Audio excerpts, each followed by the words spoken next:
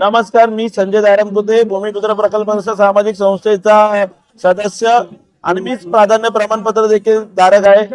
मी आमचं जे काही भूमिपुत्रांचा हा संघर्ष सुरू आहे, हा संघर्ष ऍडव्होकेट प्रकाश बाळासाहेब आंबेडकर यांच्या मार्गदर्शनामध्ये सुरू आहे आणि भूमिपुत्र प्रकल्प सामाजिक संस्थेचे अध्यक्ष श्री गंगाराम दादा मिनमिने यांच्या नेतृत्वामध्ये हा संघर्ष सुरू आहे।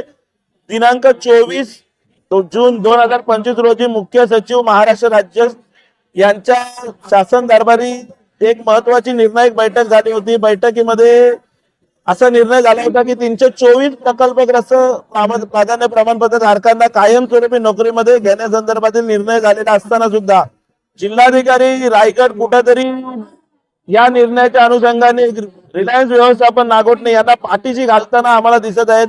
मागील 2 महिन्यामध्ये पूर्ण प्रक्रिया पूर्ण करायची होती, परंतु ती प्रक्रिया पूर्ण न झाल्यामुळे आज आम्हाला पुन्हा एकदा 7 तारखेला उपोषण सुरू करावं लागलेलं आहे आणि आज आमच्या उपोषणाचा 5वा दिवस आहे।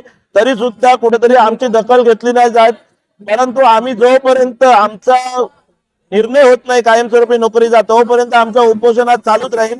जिल्हाधिकारी रायगड हे काहीतरी कुठेतरी दिशाभूल करण्यासाठी प्रांतांच्या पेन प्रांत आणि रोहा प्रांत यांच्या सहमताने काहीतरी याद्या जाहीर केल्या जातात।